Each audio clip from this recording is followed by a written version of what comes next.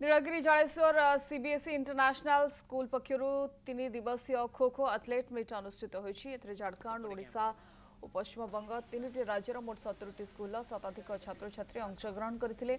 14 वर्षर कम, 17 वर्षर कम, 19 वर्षर कम एपरिक 3 विभाग में प्रतियोगिता अनुष्ठित होती। जो दल उत्तीर्ण हेबे से दल जातीय स्तर में अंशग्रहण करेंगे। 3 दिन धरी प्रतियोगिता चलवाक बेले प्रथम दिन में क्वार्टर्स खेल समाप्त होइछि।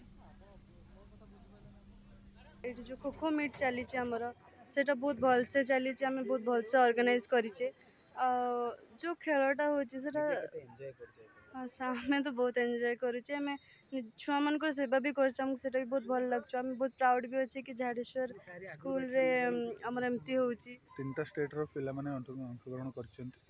अंडर 14, अंडर 17, अंडर 19 बॉयज और गर्ल्स एटा सीबीएसई तरफ कंडक्ट करा होची। एटा हमरो ए तीनटा स्टेट क्लस्टर 2 रे जाउची। आमे क्लस्टर 2 खोखो का मीट हम कंडक्ट करूची। सीबीएसई हमको खोखो मीट ऑर्गेनाइज करिया पे दैछि, जोथरे कि पाखा पाखी 45 टा स्कूल रो पिला माने पार्टिसिपेट करछन्ती। आ ओवरऑल 70 टा team under 14, under 17 under 19 boys and girls